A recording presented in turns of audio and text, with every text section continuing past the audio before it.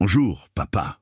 Ces trois mots résonnèrent dans le silence feutré du cabinet médical comme une bombe qui exploserait au ralenti. Le docteur Adrien Marchand, scalpel de la réputation chirurgicale et cœur blindé par des années de distance professionnelle, sentit le sol se dérober sous ses pieds italiens impeccablement cirés. L'enfant qui venait de prononcer ces mots, un petit garçon aux cheveux châtains bouclés et aux yeux d'un bleu perçant, le regardait avec une assurance déconcertante, comme s'il venait simplement de saluer le facteur du quartier. Abonnez-vous à la chaîne pour plus d'histoires incroyables et commentez de quelle ville et de quel pays vous nous regardez. Adrien cligna des yeux, certain d'avoir mal entendu. Autour de lui, son cabinet privé baignait dans cette lumière dorée du matin lyonnais qui filtrait à travers les hautes fenêtres donnant sur la rue des Marronniers.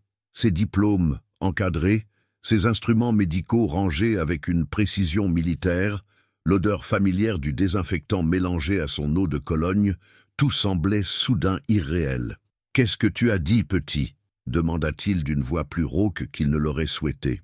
L'enfant sourit, dévoilant une dent de lait manquante qui lui donnait un air espiègle. « Papa, répéta-t-il avec cette simplicité désarmante propre aux enfants, maman dit toujours que tu travailles dans un grand hôpital avec des gens malades. C'est ici ?» Le stéthoscope qu'Adrien tenait à la main glissa et tomba sur le parquet avec un bruit métallique qui le ramena brutalement à la réalité. Une seule personne pouvait être la maman de cet enfant. Une seule personne avait le pouvoir de faire trembler ses certitudes d'un simple mot, prononcé par les lèvres innocentes d'un petit garçon. Clémence. Il y eut un bruit de talons précipités dans le couloir, puis la voix qu'il n'avait pas entendue depuis 7 longues années. « Mathis, Mathis, où es-tu? Oh mon Dieu !» Elle apparut dans l'encadrement de la porte, essoufflée, les joues rougies par l'émotion et la course. Clémence Dubois. Même après toutes ces années, elle était exactement comme dans ses souvenirs les plus enfouis. Ses cheveux châtains qui refusaient obstinément de rester en place, ses yeux noisettes qui semblaient toujours chercher quelque chose au-delà de l'horizon, cette façon qu'elle avait de mordre sa lèvre inférieure quand elle était nerveuse, ce qu'elle faisait en cet instant précis. « Docteur Marchand, je suis vraiment désolée, balbutia-t-elle en attrapant la main de l'enfant. « Mathis, je t'avais dit de rester dans la salle d'attente. » Mais le petit garçon résista, plantant ses pieds sur le sol carrelé avec la détermination d'un manifestant. « Maman, c'est papa.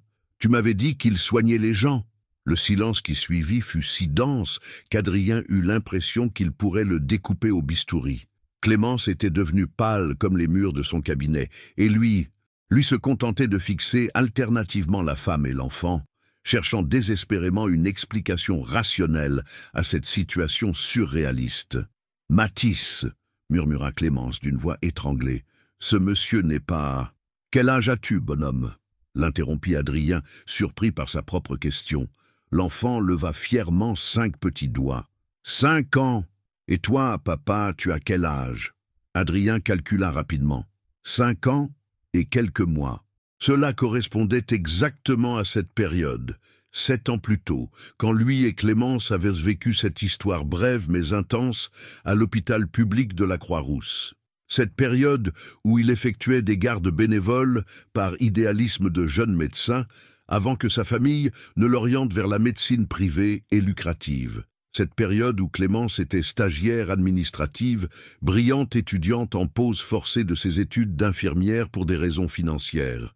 Cette période où ils avaient passé des nuits entières à parler de leurs rêves, de leurs peurs, de leur vision de la médecine qui devait guérir les âmes autant que les corps. Cette période qui s'était terminée abruptement quand son père avait arrangé sa mutation à Paris dans un service de cardiologie prestigieux. « Clémence, dit-il enfin, nous devons parler. » Elle secoua la tête, serrant la main de son fils contre elle comme un bouclier. « Non, docteur Marchand. Il n'y a rien à dire. Mathis fait parfois des confusions. Venez, mon chéri, nous allons retourner dans la salle d'attente. » Mais Mathis, avec cette obstination propre aux enfants qui sentent que les adultes leur cachent quelque chose d'important, s'accrocha au bureau d'Adrien. « Papa, tu veux voir mon dessin? J'ai dessiné un docteur avec un grand manteau blanc, comme toi. » Et avant que quiconque puisse l'arrêter, il sortit de sa petite poche un papier froissé qu'il déplia avec soin. Le dessin était typique d'un enfant de 5 ans. Des bonshommes bâtons, des couleurs qui dépassaient, des proportions fantaisistes. Mais au centre de la feuille, dessiné avec une application touchante, se trouvait effectivement un homme en blouse blanche, avec un stéthoscope autour du cou et un sourire exagérément grand. En bas de la feuille, écrit en lettres maladroites mais déterminées, « Pour papa ». Adrien prit le dessin, et quelque chose se brisa en lui. Quelque chose qu'il avait soigneusement construit au fil des années, cette carapace d'indifférence, cette distance professionnelle, cette capacité à ne jamais s'attacher vraiment. « Il est très beau », murmura-t-il. « Tu es un excellent artiste, Matisse. » Le sourire de l'enfant illumina tout le cabinet. Maman dit que je tiens ça de mon papa. Elle dit qu'il avait des mains de guérisseur. Adrien leva les yeux vers Clémence. Elle évitait soigneusement son regard, mais il pouvait voir les larmes qu'elle retenait. « Clémence, nous devons y aller, » coupa-t-elle brusquement. « J'ai du travail, et Matisse ne devrait pas être ici. »« Tu travailles ici ?» demanda Adrien, soudain conscient qu'il ne l'avait pas vu depuis son retour à Lyon 6 mois plus tôt. « Je suis la nouvelle réceptionniste, » répondit-elle, en évitant toujours son regard. « Depuis 3 semaines. Une coïncidence ? » Adrien n'y croyait pas. Le destin peut-être, ou simplement la vie qui avait décidé qu'il était temps de régler les comptes. « Papa » demanda soudain Matisse. « Pourquoi maman, elle pleure ?» Et effectivement, malgré tous ses efforts, une larme avait coulé sur la joue de Clémence. Adrien s'accroupit pour se mettre à la hauteur de l'enfant. De près, les ressemblances étaient troublantes. La forme des yeux, la courbe du menton, cette façon particulière de pencher la tête quand il réfléchissait. « La maman ne pleure pas, bonhomme. Parfois, les grandes personnes ont juste beaucoup d'émotions en même temps.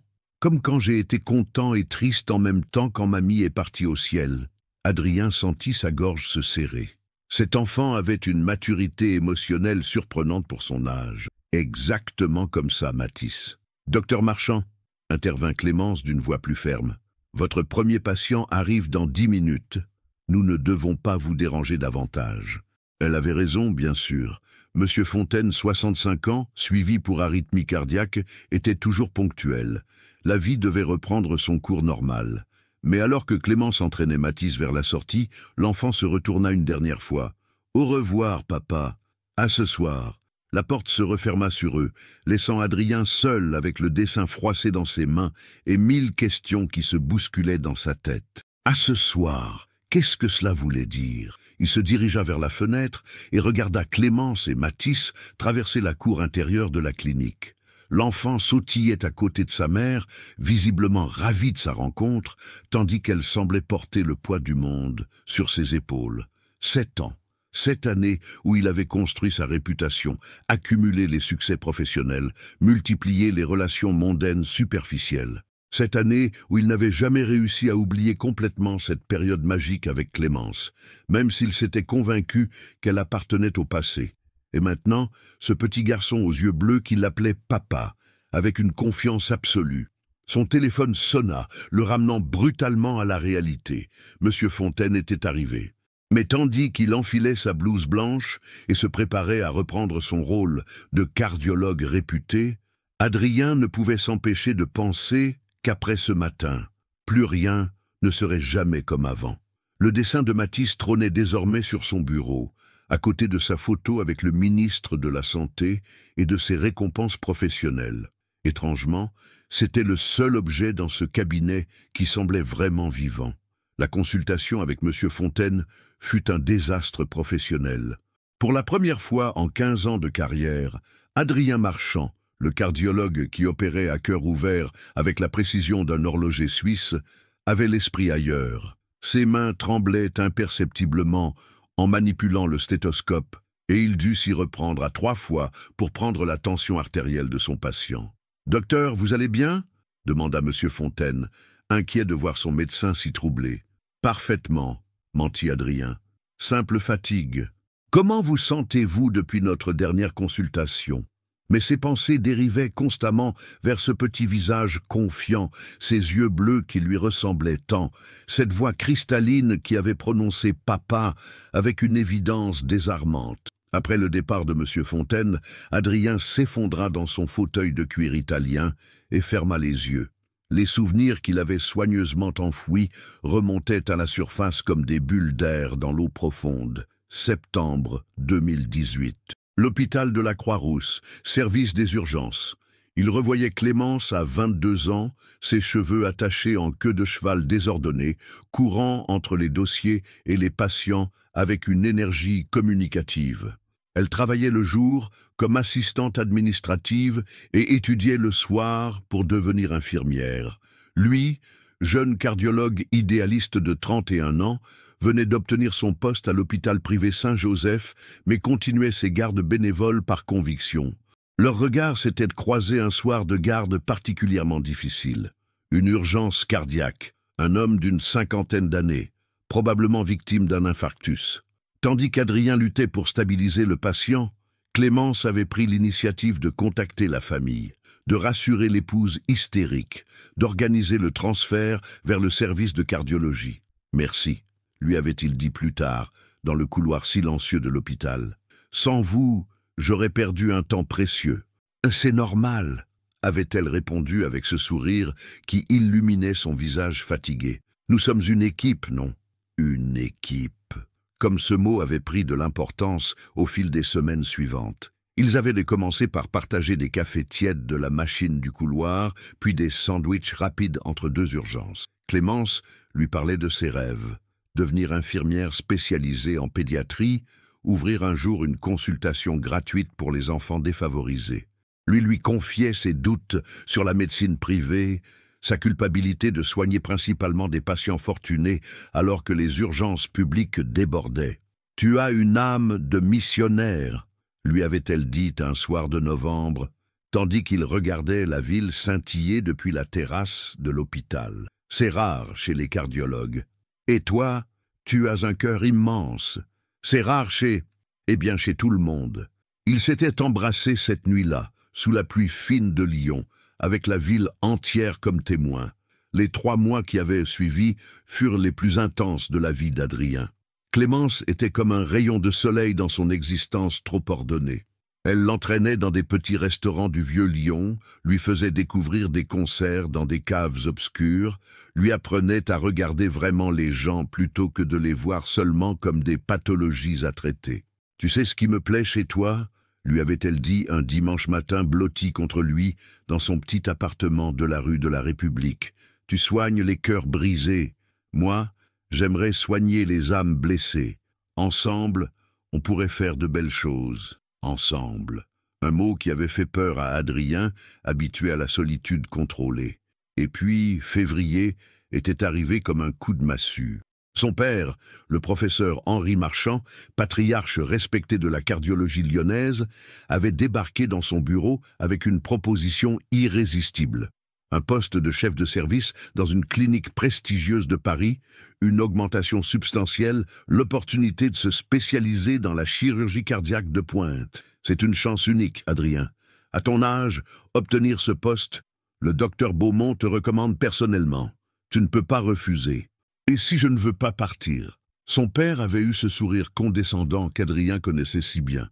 Voyons, mon fils, cette passade avec la petite employée du public, c'est charmant. Mais il faut être réaliste. Tu es un marchand. Tu as des responsabilités, un avenir à construire. Cette fille n'a pas sa place dans ton monde. Adrien s'était révolté, bien sûr. Il avait crié, argumenté, menacé de couper les liens familiaux.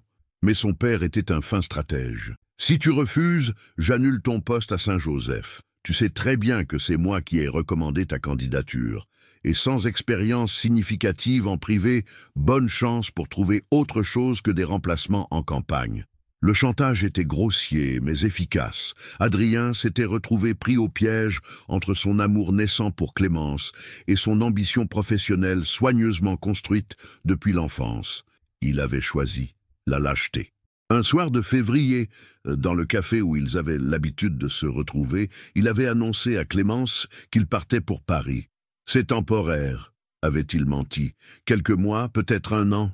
Après, je reviendrai. Elle l'avait regardé avec cette intelligence du cœur qui la caractérisait.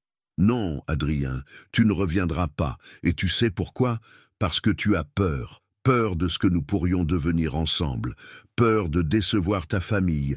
Peur de sortir de ton petit monde protégé. Et ce n'est pas vrai. Si, c'est vrai. Et tu sais quoi, je ne t'en veux pas. Nous venons de deux mondes différents. J'aurais dû m'en douter. Elle s'était levée, avait posé sa main une dernière fois sur la joue d'Adrien. Sois heureux à Paris. Deviens le grand chirurgien que tu rêves d'être. Mais n'oublie jamais qui tu étais vraiment. Ici, avec moi. Il était parti le lendemain sans la revoir. À Paris, il avait tenté de l'oublier en se jetant à corps perdu dans le travail. Les interventions complexes, les publications scientifiques, les congrès internationaux. En 5 ans, il était devenu l'un des cardiologues les plus respectés de sa génération. Mais Clémence hantait ses nuits. Il était revenu à Lyon 6 mois plus tôt, officiellement pour reprendre la clientèle de son père qui partait en retraite. Officieusement, il espérait secrètement la retrouver. Et maintenant, elle était là, avec un enfant qui l'appelait « Papa ». Toc, toc, Adrien sursauta. Sa secrétaire, Madame Girard, passa la tête par la porte entr'ouverte. « Docteur, votre consultation de 14h30 vient d'annuler. Vous avez 1 heure de libre. 1 heure. 60 minutes pour obtenir des réponses aux questions qui le torturaient. Merci, Madame Girard. Dites-moi, la nouvelle réceptionniste, Mademoiselle Dubois, elle est compétente? Oh oui, docteur. Très professionnelle, ponctuelle, excellente avec les patients. Elle a même proposé de rester tard hier soir pour rattraper le retard dans le classement. Une perle, vraiment. Madame Girard marqua une pause, puis ajouta avec la complicité d'une femme d'expérience: « Si je puis me permettre, docteur, elle a l'air d'une maman courageuse. Élever seule un petit garçon, travailler et toujours le sourire. Il faut du caractère. Élever seul. Donc, pas de père dans le paysage actuel. Son fils, il vient souvent? Juste aujourd'hui, je crois. Problème de garde, sans doute. Le petit était adorable d'ailleurs, très poli, très sage. Il vous ressemble un peu maintenant que j'y pense. » Adrien sentit son cœur s'emballer. Même Madame Girard, qui ne connaissait rien de son histoire, voyait la ressemblance. Où est-elle, en ce moment? À l'accueil, docteur. Elle prépare les dossiers pour vos consultations de demain. 60 minutes. Il était temps d'affronter la vérité. L'accueil de la clinique baignait dans cette lumière tamisée de fin d'après-midi qui donnait aux murs blancs des reflets dorés. Clémence était assise derrière le comptoir de réception, ses cheveux châtains retombant en cascade sur ses épaules, tandis qu'elle classait méticuleusement les dossiers médicaux. Mathis, installé sur une petite chaise à côté d'elle, colorait avec une application touchante dans un cahier de dessin. Adrien s'arrêta un instant dans l'embrasure de la porte, observant cette scène d'une tendresse quotidienne qui lui serra le cœur. Il y avait quelque chose d'harmonieux dans ce tableau, la mère concentrée sur son travail, l'enfant sage qui l'accompagnait, cette complicité silencieuse qui unissait visiblement ces deux êtres. « Maman !» murmura Mathis sans lever les yeux de son coloriage. « Tu crois que papa, il va revenir nous voir ?» Clémence interrompit son classement, sa main se crispant légèrement sur le dossier qu'elle tenait. « Mathis, nous en avons déjà parlé. Ce monsieur est un docteur très occupé, il ne faut pas le déranger. Mais il a dit que mon dessin était beau, et il a des yeux comme moi. Tu l'as vu, maman? Ses yeux sont pareils que les miens. » Adrien choisit ce moment pour s'éclaircir la gorge. Clémence sursauta et leva les yeux vers lui. Leurs regards se croisèrent, et pendant une fraction de seconde, 7 années s'effacèrent. Il retrouvait cette intensité dans ses yeux noisettes, cette façon qu'elle avait de le regarder, comme si elle pouvait lire directement dans son âme. « Docteur Marchand, » dit-elle d'une voix qu'elle s'efforçait de garder professionnelle, « votre consultation de 14h30 a été annulée, oui. J'ai quelques minutes. » Mathis leva la tête de son coloriage, et son visage s'illumina d'un sourire radieux. « Papa, tu es revenu?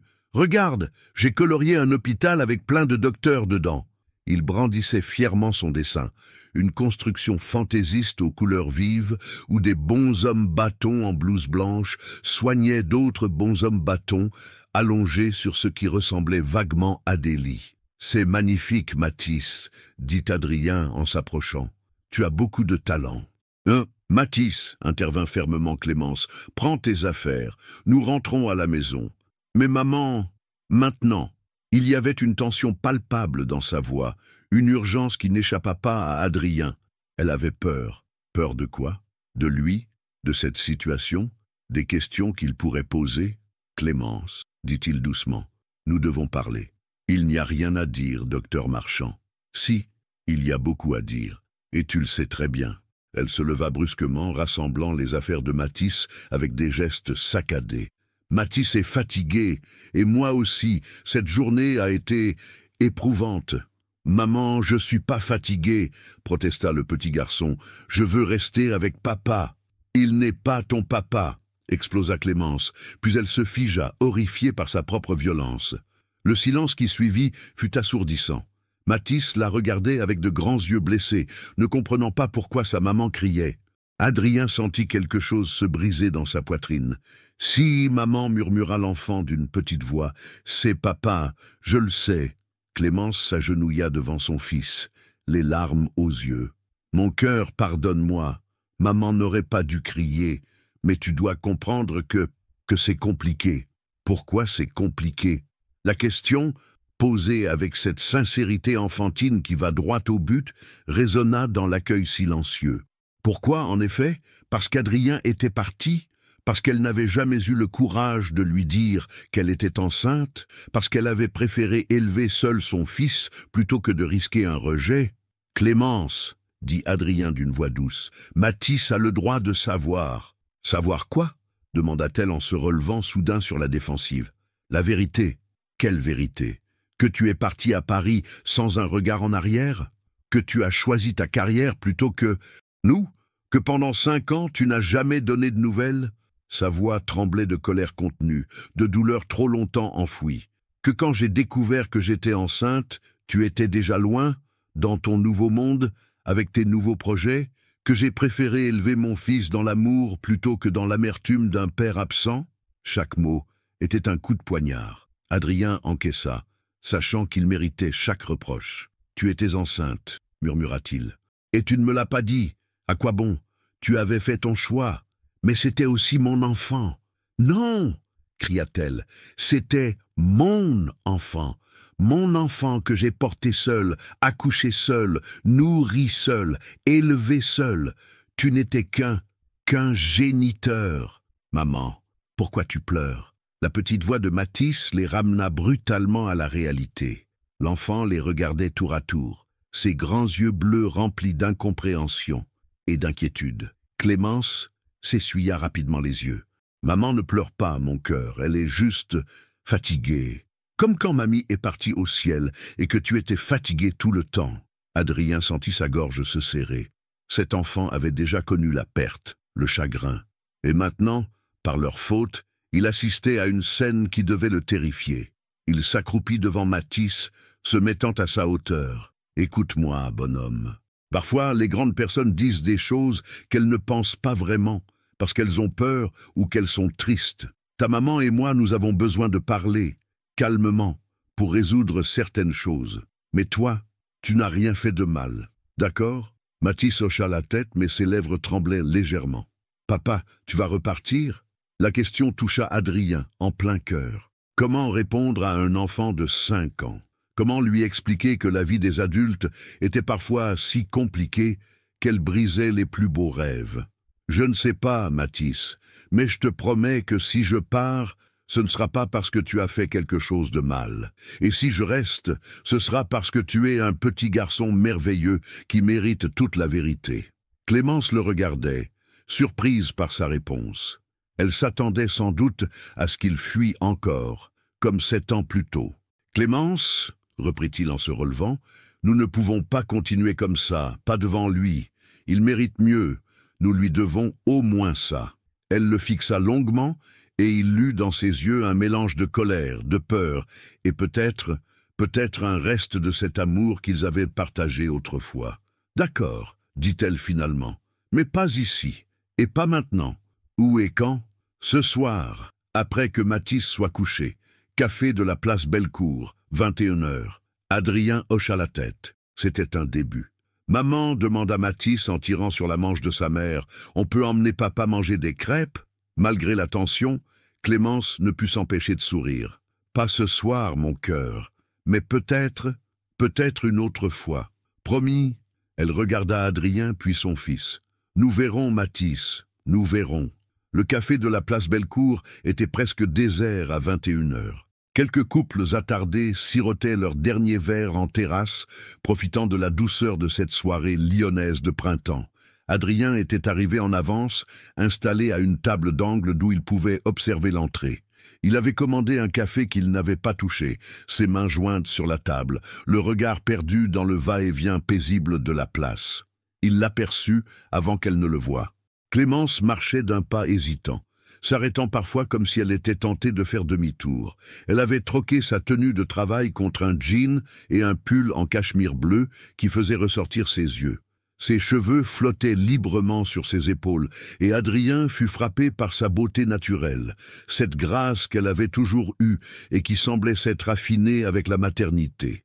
Elle le vit et s'immobilisa un instant, comme si elle rassemblait son courage. Puis elle s'avança vers sa table d'un pas décidé. « Bonsoir », dit-elle simplement en s'asseyant face à lui. « Bonsoir. Tu veux boire quelque chose ?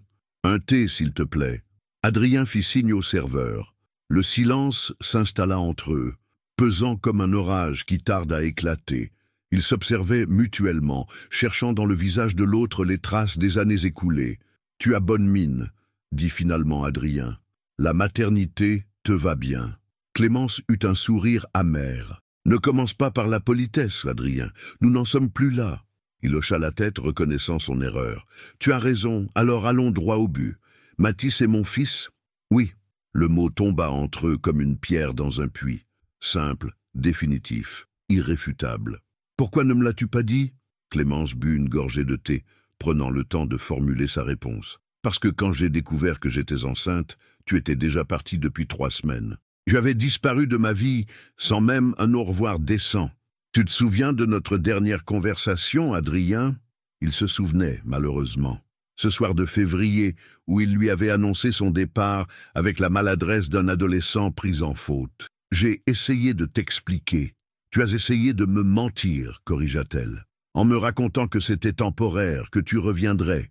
Mais nous savions tous les deux que c'était faux. Clémence, laisse-moi finir. J'ai découvert ma grossesse 1 mois après ton départ. J'étais terrifié, seul, avec un salaire de stagiaire et des études à finir. Ma première réaction a été de t'appeler. » Elle marqua une pause, les yeux perdus dans ses souvenirs. « J'ai composé ton numéro une 10aine de fois. Chaque fois, je raccrochais avant que ça sonne. Et puis, j'ai eu cette révélation. Tu avais choisi ta nouvelle vie parisienne. Pourquoi viendrais-tu compliquer ton brillant avenir pour une grossesse non prévue avec une fille qui n'avait pas sa place dans ton monde? Tu n'avais pas le droit de décider pour moi. Et toi, tu n'avais pas le droit de partir comme un lâche. » Sa voix avait claqué dans l'air tiède. Quelques clients se retournèrent, mais Clémence ne s'en souciait pas. Toute la colère, la frustration, la douleur de ces 7 années remontaient à la surface. « Tu veux savoir ce qui s'est passé, Adrien ? J'ai pleuré pendant des semaines. Ma mère, que Dieu ait son âme, a débarqué de Villefranche quand elle a appris la nouvelle. Elle voulait que je te contacte, que j'exige une pension alimentaire, que je défende mes droits, comme elle disait. Elle avait raison. Non, elle avait tort, parce que je ne voulais pas d'un père qui serait là par obligation. Je ne voulais pas que mon enfant grandisse avec l'idée qu'il était un fardeau, un accident qui avait gâché la vie de son père. » Adrien sentit sa gorge se serrer.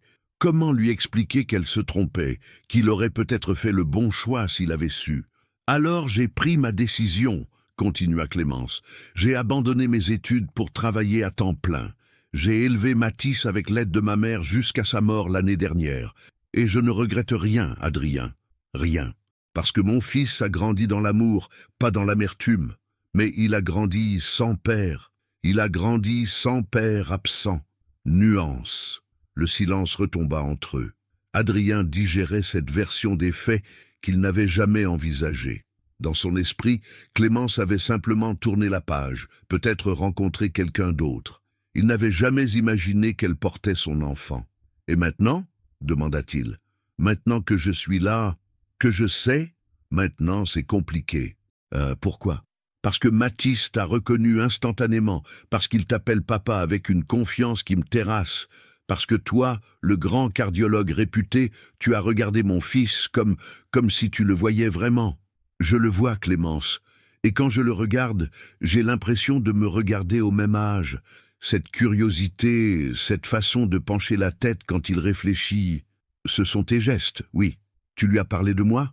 Clémence hésita. Quand il a commencé à poser des questions sur son père, vers 3 ans, je lui ai dit que papa était un docteur, qui soignait les gens, qui avait des mains de guérisseur. Je lui ai dit qu'il était parti avant sa naissance, mais que ce n'était pas sa faute. Je ne voulais pas qu'il grandisse en pensant qu'il était indésirable. Un docteur qui soigne les gens, répéta Adrien. C'est pour ça qu'il m'a reconnu. Dans sa tête d'enfant, tous les docteurs sont potentiellement son père. Non, ce n'est pas que ça. Il y a autre chose. Elle fouilla dans son sac et en sortit une photo qu'elle posa sur la table. C'était un cliché d'Adrien découpé dans un journal médical, quelques mois plus tôt, lors d'un congrès de cardiologie. Il a trouvé ça dans un magazine à la bibliothèque du quartier, il y a 6 mois. Il l'a regardé pendant des heures, puis il m'a dit « Maman, c'est papa ». Je lui ai expliqué que non, que c'était juste un docteur dans un journal, mais il a gardé la photo. Adrien contemplait son propre visage sur le papier froissé par les petites mains de Mathis. Comment a-t-il pu? Instinct? Ressemblance? Wishful thinking? Je ne sais pas. Mais quand j'ai su que tu revenais travailler à Lyon, j'ai paniqué. C'est pour ça que tu as postulé à la clinique. Non, enfin, pas consciemment. J'avais besoin de ce travail. Le salaire était correct, les horaires compatibles avec l'école de Mathis. Mais peut-être que, inconsciemment, elle ne termina pas sa phrase, mais Adrien comprit. Une partie d'elle avait peut-être espéré cette rencontre. « Clémence, dit-il en se penchant vers elle, je sais que j'ai fait des erreurs énormes. Mais maintenant que je sais, je veux réparer. Je veux connaître mon fils. Je veux être là pour lui. Et moi, Adrien, qu'est-ce que je deviens dans cette histoire? La génitrice qu'on tolère pour voir l'enfant? Non, tu es sa mère. Tu es la femme qui l'a élevé, protégé, aimé. Tu es... » Il hésita puis se lança. « Tu es la femme que je n'ai jamais réussi à oublier. » Clémence le regarda, surprise par cet aveu. « Ne dis pas ça, murmura-t-elle. Pas maintenant. C'est trop tôt, trop compliqué. Mais c'est la vérité. La vérité, Adrien, c'est que tu as une vie à Paris, une carrière, des relations, peut-être même une femme. Et moi, j'ai construit ma vie ici, avec Mathis. Nous ne pouvons pas revenir en arrière. Qui parle de revenir en arrière? Et si on essayait d'aller de l'avant? » Le serveur s'approcha pour proposer une autre consommation, mais Clémence secoua la tête. « Il faut que je rentre. Ma baby-sitter ne peut pas rester tard. »« Clémence, attends. Nous n'avons pas fini de parler. Si, pour ce soir, j'ai besoin de réfléchir. Et toi aussi. » Elle se leva, puis se retourna une dernière fois. « Adrien, Mathis ne sait pas que tu es vraiment son père. Pour lui, c'est encore un jeu, un rêve d'enfant. Si tu décides de faire partie de sa vie, ce sera pour de bon. Pas de départ soudain, pas de promesses non tenues. Mon fils a déjà assez souffert de l'absence. Je comprends, j'espère. Bonne nuit. » Elle s'éloigna, le laissant seul avec ses pensées et une tasse de café froid. Adrien resta encore 1 heure sur cette terrasse, regardant les lumières de Lyon scintiller dans la nuit, se demandant si le destin lui offrait une seconde chance ou s'il s'apprêtait à commettre une nouvelle erreur. Le lendemain matin, Adrien arriva à la clinique avec une demi-heure d'avance. Il n'avait pratiquement pas dormi, ressassant chaque mot de sa conversation avec Clémence, chaque regard échangé avec Mathis. Pour la première fois depuis des années, sa routine matinale parfaitement huilée avait volé en éclats. Il avait oublié son café, mis 2 chaussettes dépareillées et s'était rasé si distraitement qu'il s'était coupé. En entrant dans la clinique, il aperçut Clémence déjà installée à l'accueil, concentrée sur son écran d'ordinateur. Elle portait un tailleur gris anthracite qui lui donnait un air professionnel, mais Adrien remarqua les cernes sous ses yeux. Elle n'avait visiblement pas mieux dormi que lui. « Bonjour, dit-il en s'approchant du comptoir. « Bonjour, docteur Marchand, répondit-elle sans lever les yeux. Votre premier patient, Monsieur Legrand, sera en retard de 15 minutes. Il a appelé pour prévenir. Sa voix était neutre, presque froide. Le vouvoiement créait une distance qui faisait mal à Adrien, après l'intimité de leur conversation de la veille. « Clémence, s'il vous plaît, docteur, nous sommes au travail. » Elle avait raison, bien sûr, mais cette formalité sonnait faux après tout ce qu'il s'était dit. « Est-ce que Mathis va bien ?» Cette fois, elle leva les yeux vers lui et il y lut une fatigue profonde. Il a posé des questions toute la soirée. Pourquoi papa ne venait pas dîner avec nous? Quand est-ce qu'il reviendrait? Si nous pourrions tous aller au parc ensemble dimanche? Adrien sentit sa poitrine se serrer. Qu'est-ce que tu lui as dit?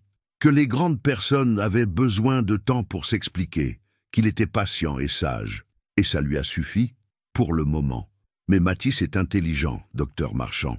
Il sent que quelque chose d'important se joue, et les enfants détestent être tenus à l'écart. Avant qu'Adrien puisse répondre, la porte d'entrée s'ouvrit avec fracas. Un homme élégant dans la soixantaine, aux cheveux argentés impeccablement coiffés et au regard perçant, fit irruption dans l'accueil. Adrien sentit son sang se glacer. Son père, le professeur Henri Marchand, balaya l'accueil d'un regard hautain avant de fixer son fils. « Adrien, nous devons parler, immédiatement. Papa, qu'est-ce que tu fais ici? Dans mon bureau, maintenant. » Henri Marchand n'avait pas regardé Clémence une seule fois, comme si elle était invisible. Mais Adrien vit la jeune femme se raidir, comprenant instinctivement que cet homme représentait un danger. « Je reçois un patient. Ton patient attendra. Ceci est urgent. » Le ton ne souffrait aucune réplique. Adrien connaissait cette voix, celle qui avait dirigé sa vie pendant des décennies, celle qui, aujourd'hui encore, avait le pouvoir de le faire redevenir un petit garçon obéissant. Il suivit son père dans le couloir, croisant le regard inquiet de Clémence. Dans son bureau, Henri referma soigneusement la porte avant de se retourner vers son fils. « Alors, c'est vrai? Quoi donc? Ne joue pas au plus fin avec moi, Adrien.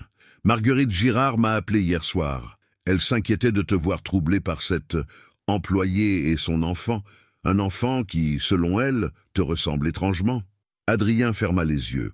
Madame Girard, la secrétaire bavarde. Il aurait dû s'en douter. « Papa, est-ce ton fils, oui ou non ?»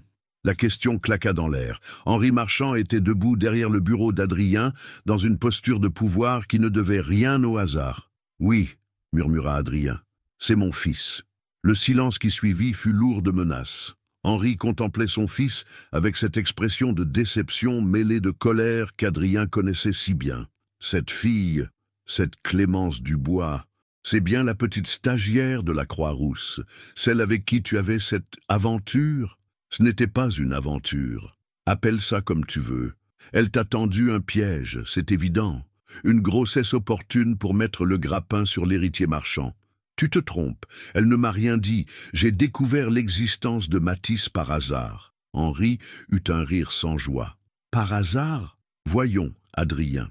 Cette fille postule dans tes cliniques, amène son enfant un jour où tu es présent. Quel heureux hasard. En effet, ce n'est pas comme ça que... Silence! Le cri fit sursauter Adrien. Henri s'approcha de son fils, le dominant de toute sa hauteur. Tu vas m'écouter très attentivement. Cette histoire doit s'arrêter immédiatement. Tu vas faire un chèque généreux à cette femme et couper tout contact avec elle et l'enfant. Jamais. Tu n'as pas le choix. Ta réputation, celle de la famille, celle de cette clinique, tout peut s'effondrer si cette histoire s'ébruite. Un fils illégitime avec une simple réceptionniste, les journaux médicaux vont se régaler. Je me fiche des journaux. Moi pas, et ta mère non plus, quand elle apprendra. Henri laissa sa phrase en suspens, mais la menace était claire. Élisabeth Marchand, issue d'une grande famille bourgeoise lyonnaise, ne supporterait pas ce qu'elle considérerait comme une mésalliance. « Tu vas faire exactement ce que je te dis, » continua Henri. « Sinon, les conséquences seront graves. Pour toi, pour ta carrière, et surtout pour cette femme et son enfant. Qu'est-ce que tu veux dire? Clémence Dubois est en période d'essai, n'est-ce pas? Quel dommage, si elle ne donnait pas satisfaction. Et élever seul un enfant quand on est au chômage, c'est si difficile. » Adrien sentit la rage monter en lui. Son père était en train de menacer Clémence et Mathis. « Tu n'oserais pas. » Détrompe-toi, je protégerai cette famille, coûte que coûte, même contre toi. Un coup frappé à la porte interrompit leur affrontement. Madame Girard passa la tête dans l'entrebâillement. Docteur Marchand, Monsieur Legrand est arrivé. J'arrive, dit Adrien d'une voix rauque. Henri remit sa veste, lissant un pli inexistant. Réfléchis bien, mon fils. Tu as jusqu'à ce soir pour prendre la bonne décision. Il sortit du bureau sans un regard en arrière, laissant Adrien anéanti. Par la fenêtre, le jeune cardiologue regarda son père monter dans sa Mercedes noire et démarrer. Puis, il se dirigea vers l'accueil. Clémence l'attendait, le visage inquiet. « Tout va bien ?» Votre père avait l'air furieux. « Oui, je sais. » Adrien regarda autour de lui, s'assurant qu'ils étaient seuls. « Clémence, il faut que tu saches quelque chose. Mon père va essayer de te faire renvoyer. » Elle pâlit. « Pourquoi ? » Parce qu'il considère que toi et Mathis êtes une menace pour la réputation familiale. Il veut que je vous oublie, que je vous efface de ma vie. Peut-être qu'il a raison. Non. La véhémence de sa réponse les surprit tous les deux. Non, répéta-t-il plus doucement. Il a tort, complètement tort. Adrien, je ne veux pas de guerre. Je veux juste élever mon fils en paix. Notre fils. Le possessif résonna entre eux, comme une déclaration. Clémence le regarda longuement, et pour la première fois depuis la veille, il lut autre chose que de la méfiance dans ses yeux. « Qu'est-ce que tu vas faire ?»« Je ne sais pas encore, mais je ne vous abandonnerai pas. Plus jamais. » Monsieur Legrand choisit ce moment pour pousser la porte, interrompant leur conversation. Mais tandis qu'Adrien saluait son patient, une certitude grandissait en lui. Son père avait commis une erreur en le menaçant. Une erreur qui pourrait bien être son salut. L'après-midi touchait à sa fin quand Adrien termina sa dernière consultation. Il n'avait cessé de penser aux menaces de son père, cherchant une solution qui protégerait Clémence et Mathis sans pour autant céder au chantage familial. En sortant de son bureau, il fut surpris de trouver l'accueil désert. « Mademoiselle Dubois est partie plus tôt », l'informa Madame Girard. « Un problème avec la garde de son petit garçon. La baby-sitter était malade. » Un sourire en coin accompagnait cette explication. Adrien comprit que sa secrétaire savourait secrètement les complications de Clémence. Elle a dit où elle allait. Récupérer son fils à l'école, je suppose. Docteur, si je puis me permettre. Non, vous ne pouvez pas, coupa Adrien sèchement. Madame Girard se renfrogna, visiblement vexée d'être remise à sa place. Adrien prit ses affaires et quitta la clinique, une idée germant dans son esprit. L'école primaire Jean Moulin se trouvait à 10 minutes de marche de la clinique. Un bâtiment de briques rouges, typique des années 1960, entouré d'une cour de récréation où résonnaient encore les cris joyeux des enfants en retard pour le ramassage scolaire. Adrien aperçut Clémence assise sur un banc près de l'entrée, Mathis à côté d'elle qui balançait ses jambes en racontant visiblement sa journée avec animation. La scène était d'une tendresse qui lui serra le cœur. En le voyant s'approcher, Mathis bondit du banc et courut vers lui. « Papa, papa, tu es venu !» Il se jeta dans les bras d'Adrien avec une confiance absolue qui faillit faire vaciller le médecin. Ce petit corps chaud contre le sien, ses bras potelés qui s'accrochaient à son cou, cette odeur de petit garçon mélange de savon et de récréation. « Bonjour, bonhomme » murmura-t-il, la voix étranglée. « Maman, regarde, papa est venu me chercher à l'école, comme les autres papas. » Clémence s'était levée, l'air inquiet. « Adrien, qu'est-ce que tu fais ici ? Je voulais m'assurer que tout allait bien. Après la visite de mon père... » Elle comprit immédiatement. L'école, le territoire de Mathis, était-il un endroit sûr? Avait-elle encore un emploi demain? « Papa, » dit Mathis en tirant sur la veste d'Adrien, « tu veux voir ma classe? Maîtresse Sophie, elle est très gentille, et j'ai fait un dessin de notre famille. »« Notre famille ?» répéta Adrien troublé. « Oui, toi, moi et maman, et aussi Caline, ma peluche. » Adrien croisa le regard de Clémence. Dans l'esprit innocent de Mathis, il formait déjà une famille.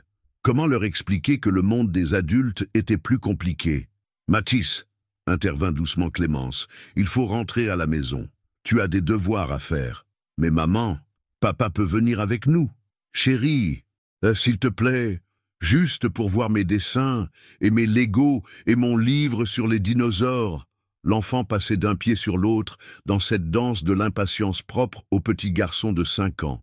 Ses yeux bleus, si semblables à ceux d'Adrien, brillaient d'espoir. « Clémence, dit Adrien doucement, si tu es d'accord, j'aimerais voir où grandit mon fils. » Le possessif lui était venu naturellement cette fois, sans réfléchir. Clémence l'observa un moment, puis soupira. « D'accord, mais juste 1 heure. »« Ouais !» cria Mathis en sautillant. « Papa va voir ma chambre !» L'appartement de Clémence se trouvait dans un immeuble des années 1970 du quartier de Montchat, un 2 pièces au 3e étage, sans ascenseur. Adrien grimpa les marches derrière Mathis, qui montait les escaliers 4 à 4, débordant d'excitation. « Attention aux marches, mon cœur !» lança Clémence. « Papa, tu vois, c'est ici qu'on habite. » Mathis ouvrit la porte d'entrée avec sa clé d'enfant, fier de montrer son autonomie. L'appartement était petit, mais chaleureux. Le salon servait visiblement aussi de bureau à Clémence. Une table pliante, couverte de livres de cours infirmiers, trônait près de la fenêtre. Des dessins de Mathis couvraient les murs, donnant à l'ensemble une gaieté enfantine. « C'est joli chez vous, » dit Adrien sincèrement. « C'est petit, » répondit Clémence en retirant sa veste, « mais c'est chez nous. » Dans cette phrase simple, Adrien entendit toute la fierté d'une femme qui s'était battue pour offrir un foyer à son fils. « Papa, viens voir ma chambre. » Mathis l'entraîna vers une petite pièce décorée avec un papier peint à motifs de super-héros. Un lit en forme de voiture de course, une étagère débordant de livres et de jouets, un bureau miniature où s'étalaient feutres et cahiers de coloriage. Mais ce qui frappa Adrien, c'est le mur au-dessus du lit, une galerie de dessins représentant tout le même personnage, un homme en blouse blanche avec un stéthoscope. « Tu vois, papa, tous mes dessins de toi ?» Adrien s'approcha, ému. Chaque dessin était signé et daté, le plus ancien remontait à 2 ans. Mathis dessinait son père absent depuis qu'il savait tenir un crayon. « Celui-là, c'est quand tu opères le cœur de quelqu'un, » expliquait Mathis. « Et celui-là, c'est quand tu soignes les petits-enfants. Et là, c'est nous 3 dans le parc. » Effectivement, le dernier dessin en date représentait 3 silhouettes, une femme aux cheveux longs, un homme en blouse et un petit garçon entre eux, tous se tenant par la main. « Maman pleurait quand j'ai fait celui-là, » confia Mathis à voix basse. Mais elle a dit que c'était de joie. Adrien se retourna vers Clémence, qui se tenait dans l'encadrement de la porte. Elle avait effectivement les larmes aux yeux. « Mathis, dit-elle d'une voix étranglée, va te laver les mains et prendre ton goûter. Mais maman, vas-y mon cœur, papa et moi, nous devons parler. » L'enfant obéit à contre-cœur, non sans avoir serré Adrien dans ses bras. « Tu reviendras, hein, papa ?»« Oui, bonhomme, je reviendrai. » Quand ils furent seuls dans le salon, Clémence s'effondra sur le canapé. « Tu vois maintenant pourquoi j'avais peur de ce moment. Mathis s'est construit un père idéal. Comment pourrais-tu être à la hauteur de ses rêves ?» Adrien s'assit à côté d'elle, gardant une distance respectueuse. « Je ne serai peut-être pas le père idéal, Clémence, mais je peux essayer d'être un vrai père, un père présent. Et ta famille, ton père ne renoncera pas. Alors nous trouverons une solution. Ensemble. Nous, toi, moi et Mathis. Une famille, comme dans ses dessins. » Clémence le regarda longuement. « Tu ne sais pas ce que tu dis, Adrien. Tu ne connais rien à la vie avec un enfant. Les nuits interrompues quand il fait des cauchemars, les devoirs à faire même quand tu es épuisé, les questions à n'en plus finir, les petites maladies, les colères. Alors apprends-moi. » La simplicité de sa réponse la désarma. Ils restèrent silencieux un moment, écoutant Mathis chantonner dans la cuisine. « Papa !» appela soudain le petit garçon. « Tu veux voir mon livre sur les dinosaures ?» Adrien sourit et se leva. « J'arrive, bonhomme !» Et pour la première fois depuis des années, il eut l'impression d'être exactement là où il devait être. Adrien passa 2 heures chez Clémence, 2 heures qui bouleversèrent sa conception de la paternité.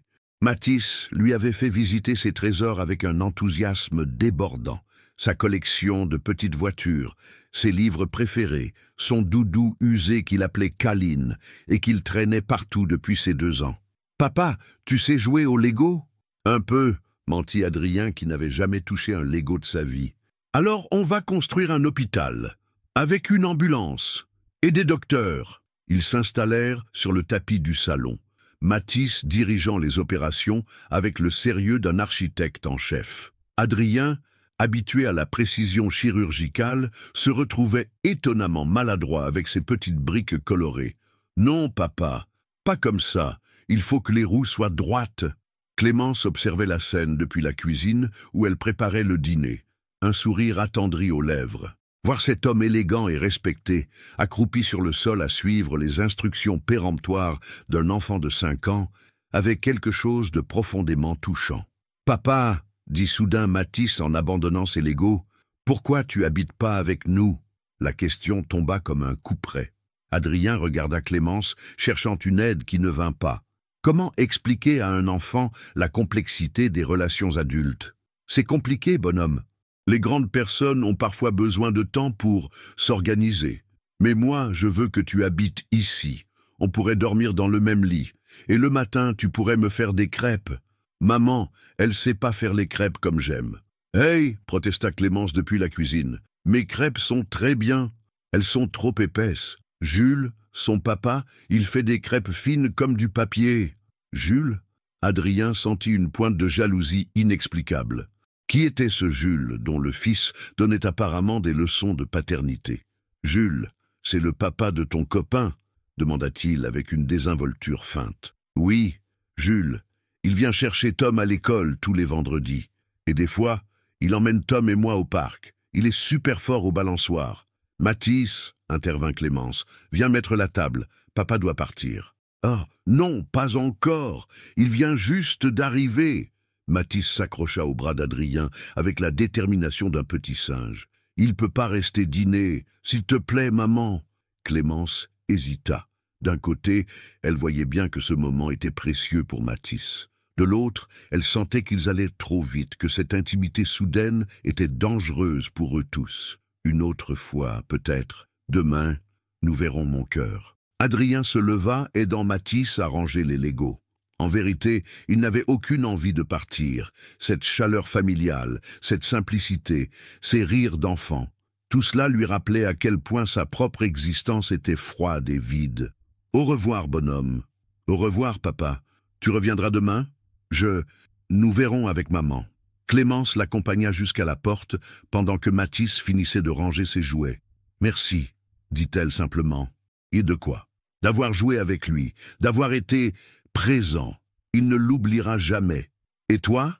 La question lui avait échappé. Clémence le regarda, surprise. « Moi quoi ? Tu ne l'oublieras jamais ?» Elle ne répondit pas. Mais dans ses yeux, il lut quelque chose qui ressemblait à de la tendresse. « Bonne soirée, Adrien. » Le trajet de retour vers son appartement du quartier huppé de la Presqu'île se fit dans un état second.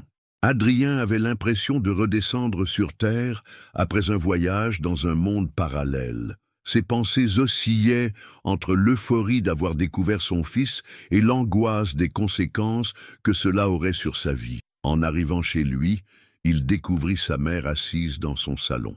Élisabeth Marchand était une femme de 62 ans qui avait gardé l'élégance glacée de sa jeunesse. Ancienne mannequin devenue épouse de médecin réputé, elle cultivait l'art de la perfection superficielle avec un talent consommé. « Bonsoir, maman.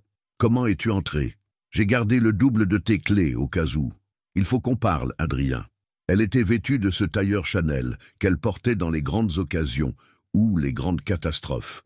Ses cheveux blonds étaient impeccables, son maquillage parfait, mais Adrien remarqua la tension dans ses épaules. « Non, papa t'a raconté ?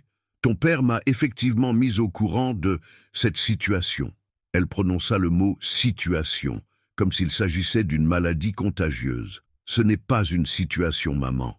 C'est mon fils. Cet enfant n'est rien pour nous, Adrien. Rien. Tu comprends ?» La froideur de sa voix glaça Adrien. Il connaissait sa mère, mais cette cruauté le surprenait. « Comment peux-tu dire ça? C'est ton petit-fils. » « Non. Mon petit-fils sera l'enfant que tu auras avec une femme de ton milieu, dans un mariage respectable, pas le produit d'une aventure avec une... Attention à ce que tu vas dire, maman. Une femme qui a délibérément caché sa grossesse pour mieux te piéger ensuite. Cette fille t'a tendu un traquenard, Adrien. Elle a attendu que tu sois installé, reconnu, pour réapparaître avec son enfant. Tu te trompes complètement. » « Vraiment ?» Alors explique-moi pourquoi elle a postulé dans ta clinique, pourquoi elle a amené cet enfant pile le jour où tu étais là. Adrien ne répondit pas. En vérité, il s'était posé les mêmes questions avant de rencontrer Clémence et de voir sa sincérité. « Je te connais, mon fils. Tu as toujours eu un faible pour les causes perdues, les bonnes œuvres. Cette fille l'a compris, et elle en profite. Maman, écoute-moi bien, Adrien. Si tu persistes dans cette voie, tu détruiras tout ce que ton père et moi avons construit. Ta réputation, ton avenir, ta place dans la société lyonnaise, tout. Et si je m'en fiche ?» Elisabeth eut un rire sans joie. « Tu ne t'en fiches pas, tu es un marchand. Le standing, la réussite, la reconnaissance sociale, c'est dans ton sang. Peut-être que j'ai envie de changer. Pourquoi? Pour jouer à la dinette avec une réceptionniste et son marmot?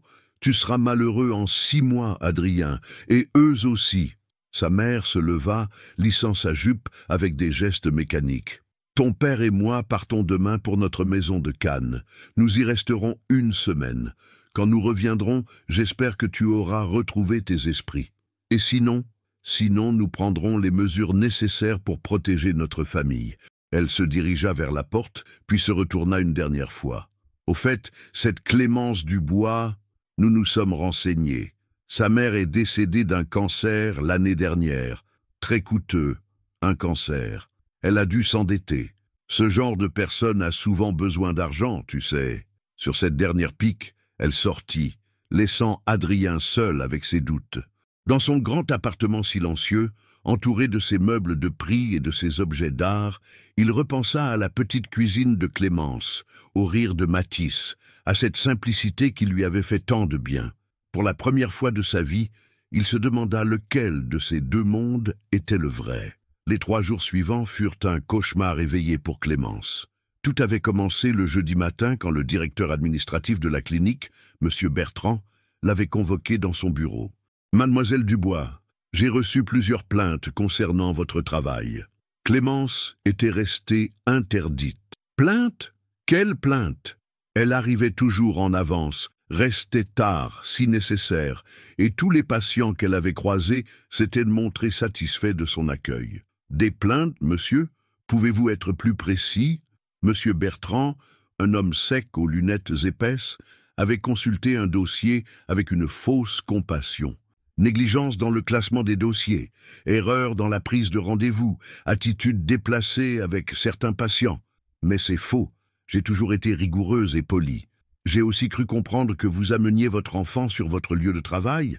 C'est formellement interdit par le règlement intérieur. Clémence avait senti le piège se refermer sur elle. Une seule fois, par nécessité absolue, elle avait emmené Mathis. Et maintenant, on lui reprochait comme une faute professionnelle grave. Monsieur Bertrand, ce n'était qu'une fois, par force majeure. Une fois de trop, mademoiselle. Vous êtes en période d'essai, je vous le rappelle. Le message était clair. 1 pas de travers et elle serait licenciée. Ce même jeudi soir, en rentrant chez elle, Clémence avait découvert une lettre de son propriétaire. Une augmentation de loyer de 200 € par mois, à compter du mois suivant. Travaux de rénovation de l'immeuble, prétendait-il. Mais elle savait que c'était faux. Aucun travaux n'était prévu. Le vendredi, ce fut au tour de la crèche de Mathis de la convoquer. Madame Rousseau, la directrice, l'avait reçue avec un embarras visible. « Madame Dubois, nous avons un problème concernant votre dossier d'inscription. » Un problème? Il semblerait qu'il manque des pièces justificatives pour maintenir la place de Mathis. Ces vaccinations, notamment... Mais tous ces vaccins sont à jour. Vous avez le carnet de santé. Le carnet semble incomplet. Il va falloir reprendre tout le parcours vaccinal avec votre médecin traitant. En attendant, Mathis ne pourrait plus venir à la crèche. Plus de garde, plus de travail possible. Ce soir-là, Clémence s'effondra sur son canapé et pleura. Elle comprenait parfaitement ce qui se passait. La famille Marchand avait décidé de la briser méthodiquement. Et ils avaient les moyens de leurs ambitions. Son téléphone sonna. Adrien. « Clémence, j'ai appris pour Monsieur Bertrand. Je suis désolé. »« Tu es désolé? C'est tout ?» Sa voix tremblait de colère et de fatigue. « Tu sais très bien que c'est à cause de toi, à cause de nous. Tes parents sont en train de détruire ma vie. Je vais arranger ça, je te le promets. Comment? En parlant gentiment à papa-maman, en leur expliquant que leur petit prince a envie de jouer au papa? Clémence. Non, tu m'écoutes maintenant. Je vais perdre mon travail, mon appartement, la crèche de Matisse. Tout. Et pourquoi? Pour que tu puisses te donner bonne conscience quelques semaines avant de retourner à ta vraie vie. Ce n'est pas comme ça. Alors c'est comment? Dis-moi, Adrien, qu'est-ce que tu es prêt à sacrifier pour nous? Ta famille? Ta carrière? Ton standing? Le silence à l'autre bout de la ligne lui donna sa réponse. C'est bien ce que je pensais, murmura-t-elle. Au revoir, Adrien. Elle raccrocha et éteignit son téléphone. Dans son appartement de la presqu'île, Adrien fixait son portable, le cœur serré. Clémence avait raison. Que pouvait-il offrir de concret? De réel? Il fallait qu'il trouve une solution. Vite. Le lendemain matin, samedi, il se rendit à la clinique où il savait trouver M. Bertrand, qui venait souvent le week-end pour mettre ses dossiers à jour. « Docteur Marchand, que puis-je faire pour vous? Nous devons parler de mademoiselle Dubois. » Le visage de M. Bertrand se ferma imperceptiblement. « Ah oui, cette malheureuse histoire. Une employée prometteuse, mais ses négligences? Quelle négligence? J'ai vérifié son travail moi-même. Elle est irréprochable. Docteur, j'ai des témoignages. De qui? Monsieur Bertrand bafouilla, visiblement embarrassé. Je ne peux pas révéler mes sources, mais... Madame Girard? Le silence de Monsieur Bertrand valait tous les aveux. Écoutez-moi bien, dit Adrien d'une voix glaciale.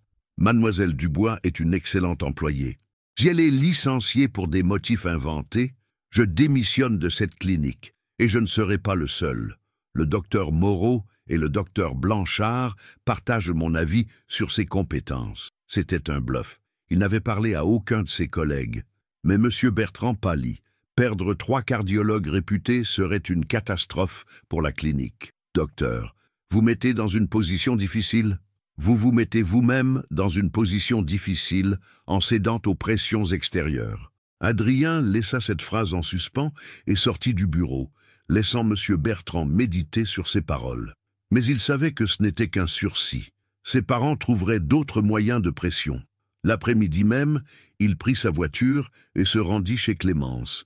Il fallait qu'ils parlent, qu'ils trouvent ensemble une solution. Il trouva Matisse qui jouait seul dans la cour de l'immeuble, surveillé par une voisine âgée. « Papa !» Le petit garçon se jeta dans ses bras avec sa spontanéité habituelle. « Où est maman ?»« Elle pleure dans sa chambre, » chuchota Matisse. « Elle croit que je sais pas, mais je l'entends. Pourquoi elle pleure, papa ?» Adrien sentit son cœur se briser. Cet enfant innocent payait pour les conflits des adultes. Elle a des soucis, bonhomme. Mais on va les régler, d'accord? Tu peux empêcher maman de pleurer? Je vais essayer. Il monta avec Matisse.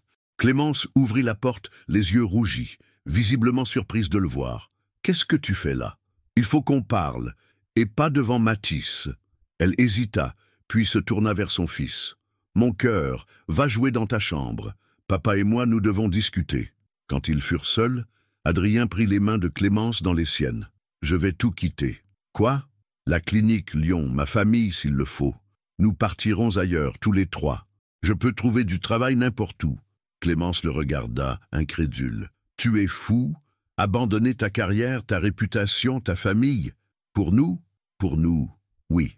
Et dans 6 mois, quand la nouveauté sera passée, quand tu regretteras tout ce que tu auras perdu. Ça n'arrivera pas. Tu n'en sais rien. » Elle se dégagea, se dirigeant vers la fenêtre. « Tu ne connais rien à la vraie vie, Adrien. Aux fins de mois difficiles, aux nuits blanches quand l'enfant est malade, aux sacrifices quotidiens, tu vis dans un monde doré depuis toujours. Alors apprends-moi. Et si je ne veux pas? Et si j'en ai assez de tout porter sur mes épaules ?» Ils se regardèrent en silence, chacun mesurant le gouffre qui les séparait. Dans sa chambre, Matisse avait arrêté de jouer et écoutait les voix de ses parents, sans comprendre les mots, mais saisissant parfaitement la tristesse qui les imprégnait. Pour la première fois de sa courte vie, il eut peur que son rêve de famille se brise avant même d'avoir vraiment commencé. Ce dimanche matin, Adrien avait proposé d'emmener Matisse au parc de la Tête d'Or, pendant que Clémence se reposait. Leurs échanges de la veille avaient été tendus, mais ils s'étaient mis d'accord sur une chose. Leur fils ne devait pas souffrir de leurs incertitudes. Le parc était bondé de familles profitant du soleil printanier. Mathis courait devant Adrien, s'arrêtant devant chaque attraction avec l'émerveillement typique de ses 5 ans. « Papa, on peut faire du pédalo ?»« Bien sûr, bonhomme. » Ils louèrent un petit pédalo en forme de canard et s'aventurèrent sur le lac. Mathis, installé entre les jambes d'Adrien, pédalait avec un sérieux comique qui arracha un sourire au médecin. « Papa !» dit soudain l'enfant, « pourquoi maman elle est triste ?» Adrien arrêta de pédaler. Il s'était attendu à cette question, mais ne savait toujours pas comment y répondre. Parfois, les grandes personnes ont des soucis, Mathis, des choses compliquées à résoudre. « Mais c'est à cause de moi. »« Non, absolument pas. Pourquoi tu dis ça ? Parce que avant, quand c'était juste maman et moi, elle souriait tout le temps. Et maintenant que tu es là, elle pleure. » La logique enfantine était implacable et douloureuse. Adrien sentit sa gorge se serrer. « Écoute-moi bien, bonhomme. Maman ne pleure pas à cause de toi. Et elle ne pleure pas à cause de moi non plus. Elle pleure parce que c'est difficile pour les grandes personnes de savoir ce qui est bien pour tout le monde. Moi, je sais ce qui est bien. Ah oui? Et c'est quoi? Que toi, moi et maman, on soit ensemble, comme une vraie famille. » Mathis s'était retourné pour regarder son père dans les yeux, avec cette intensité troublante des enfants qui vont droit au cœur des choses. Et si ce n'était pas possible? Si papa devait repartir très loin? Le visage de Mathis se rembrunit. Comme avant, quand j'étais dans le ventre de maman. Tu sais ça? Maman m'a raconté. Elle a dit que tu étais parti avant ma naissance, mais que c'était pas ma faute. Adrien arrêta complètement de pédaler. Leur pédalo dérivait lentement au milieu du lac, bercé par le clapotis de l'eau. « Qu'est-ce que tu en penses, toi? Je pense que tu étais triste de partir, et maman aussi, et moi, j'étais triste avant même de naître. » La maturité de cette réflexion bouleversa Adrien. Comment un enfant de 5 ans pouvait-il comprendre des nuances émotionnelles qui lui échappaient encore parfois? « Mais maintenant, tu n'es plus triste? » « Non, parce que tu es revenu, et dans ma tête, j'étais sûr que tu reviendrais. » « Comment tu le savais? » « Parce que maman, elle regardait toujours les docteurs à la télé ou dans les journaux. Et moi, je regardais aussi. Et un jour, j'ai vu ta photo, et j'ai su que c'était toi, mon papa. » Mathis sortit de sa poche la photo froissée qu'Adrien avait déjà vue chez Clémence. « Je l'emmène partout, même à l'école. Je dis à mes copains que c'est mon papa, le docteur qui sauve les gens. Et qu'est-ce qu'ils disent, tes copains? Jules, il dit que j'ai de la chance parce que son papa, à lui, il vend juste des voitures. Et Tom, son papa, il fait des comptes dans un bureau. Mais moi, mon papa, il répare les cœurs. » Adrien réalisa soudain que pour Mathis, il était déjà un héros.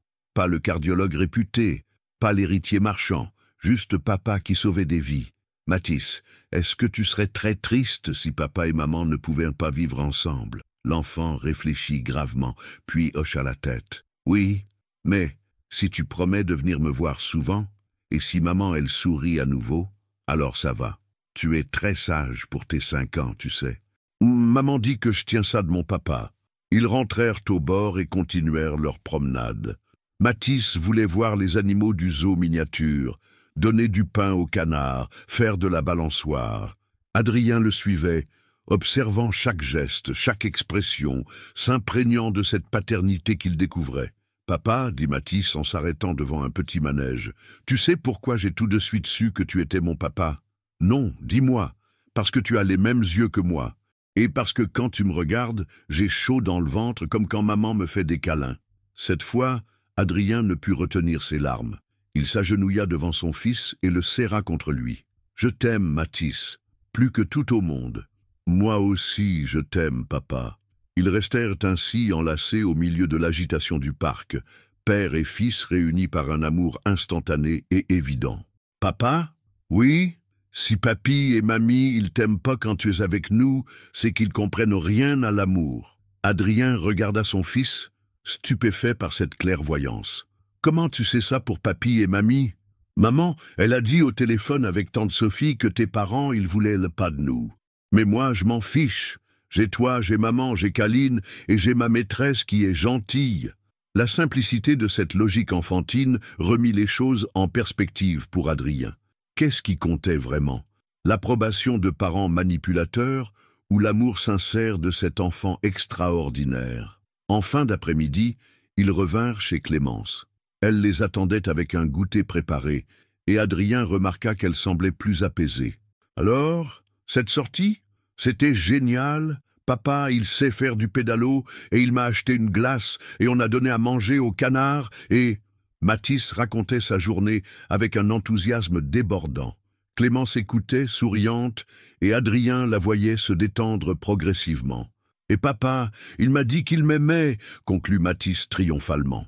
Le regard de Clémence croisa celui d'Adrien. Pour la première fois depuis des jours, elle y lut autre chose que du doute. « Il plaît bien, mon cœur. Papa t'aime très fort, c'est sûr. Et toi, maman, tu aimes papa ?» La question directe figea les deux adultes. Mathis les regardait alternativement, attendant une réponse avec cette patience infinie des enfants qui savent qu'ils touchent au cœur des choses importantes. « C'est compliqué, mon cœur », bafouilla Clémence. « Pourquoi c'est toujours compliqué chez les grandes personnes? Moi, j'aime papa. Papa m'aime. J'aime maman. Maman m'aime. C'est simple. » Adrien sourit malgré lui. « Tu as raison, bonhomme. C'est simple. » Clémence le regarda surprise par la fermeté de sa voix. « Adrien, non, Clémence. Mathis a raison. Nous compliquons tout. L'amour, c'est simple. Et nous nous aimons. Nous trois. »« Oui !» s'écria Mathis en sautant de joie. « Nous trois, comme dans mes dessins. » Et pour la première fois depuis une semaine, Clémence eut envie d'y croire. Le lundi matin arriva comme un tsunami. Adrien découvrit en arrivant à la clinique que son bureau avait été réquisitionné pour travaux d'urgence. Ses affaires personnelles étaient empilées dans des cartons, ses patients reprogrammés avec d'autres médecins. Monsieur Bertrand l'attendait dans le hall, visiblement mal à l'aise. « Docteur Marchand, je suis désolé pour ce contretemps. Des problèmes de plomberie dans votre aile. » « Des problèmes de plomberie? Un dimanche? C'est une urgence qui ne pouvait pas attendre. » Adrien comprit immédiatement. Ses parents étaient revenus de Cannes et avaient mis leurs menaces à exécution. « Où dois-je recevoir mes patients? » En fait, il y a eu quelques changements dans l'organisation de la clinique. Une réunion extraordinaire du conseil d'administration hier soir, une réunion dont je n'ai pas été informé. Votre père pensait que, compte tenu des circonstances, il valait mieux vous laisser du temps pour réfléchir. Adrien sentit la colère monter en lui. Son propre père l'écartait de sa clinique comme un employé indélicat. « Je veux voir mon planning de la semaine. Docteur, vos patients ont été redistribués. Temporairement, bien sûr. » « Redistribués? Sans mon accord ?» Monsieur Bertrand tripotait nerveusement ses lunettes. « Le professeur Marchand estimait que vous aviez besoin de vous concentrer sur vos affaires personnelles. » Où à l'accueil, Clémence assistait à la scène avec une angoisse grandissante. Elle voyait bien qu'Adrien était en train de payer le prix de leur rapprochement. Soudain, les portes de la clinique s'ouvrirent à la volée. Henri et Elisabeth Marchand firent leur entrée, suivis d'un homme en costume sombre que Clémence ne reconnut pas. « Adrien !» dit Henri d'une voix glaciale. « Nous devons parler. Immédiatement. Pas ici, papa. Si. Ici, devant tout le monde, puisque tu sembles avoir oublié toute notion de discrétion. » Elisabeth s'avança vers Clémence, la toisant avec un mépris non dissimulé. « Ainsi, vous êtes la fameuse Mademoiselle Dubois. » Clémence se leva, sentant instinctivement qu'elle devait faire face à cette femme avec dignité. « Bonjour, madame. Ne jouez pas les innocentes avec moi, mademoiselle. Nous savons très bien ce que vous manigancez. Je ne manigance rien du tout. » « Vraiment? Alors expliquez-moi pourquoi vous avez attendu 5 ans pour révéler l'existence de cet enfant à mon fils. J'ai mes raisons. Oh, j'en suis sûr, des raisons très lucratives, sans doute. » Adrien s'interposa. « Maman, ça suffit. Non, Adrien, cette comédie a assez duré. » Henri fit signe à l'homme en costume. « Maître Durand, si vous voulez bien. » L'avocat s'éclaircit la gorge et sortit une enveloppe de sa serviette. « Mademoiselle Dubois, mes clients sont prêts à vous proposer un arrangement généreux pour que cette affaire trouve une solution à l'amiable. » Il tendit l'enveloppe à Clémence, qui la regarda sans la prendre. « Qu'est-ce que c'est ? » « Un chèque de 100 000 €, expliqua Henri, En échange, vous renoncez à toute prétention concernant mon fils et vous vous engagez à ne plus jamais entrer en contact avec lui. Et l'enfant ? Demanda Adrien la voix blanche. L'enfant restera avec sa mère, naturellement. Nous ne sommes pas des monstres. Clémence regardait l'enveloppe comme si elle contenait du poison. Vous voulez que je vende mon fils ? Nous voulons que vous acceptiez la réalité, répliqua Élisabeth. Cet enfant n'aura jamais sa place dans notre famille, jamais, autant qu'il grandisse sans illusion. Les seules illusions ici, ce sont les vôtres, explosa Clémence. Vous croyez que l'argent peut tout acheter? L'amour, la paternité, le bonheur d'un enfant. L'argent peut éviter bien des souffrances, rétorqua Henri. Et cet enfant souffrira si vous persistez dans cette voie. C'est une menace? C'est un constat. Adrien finira par se lasser de jouer à la famille. Il retournera à son monde, et vous resterez seul avec un enfant qui aura goûté à un rêve impossible. Adrien regardait ses parents avec une répulsion grandissante. Comment avait-il pu être aveugle si longtemps à leur vraie nature? Vous avez fini. Adrien, intervint sa mère, nous essayons de te sauver de toi-même.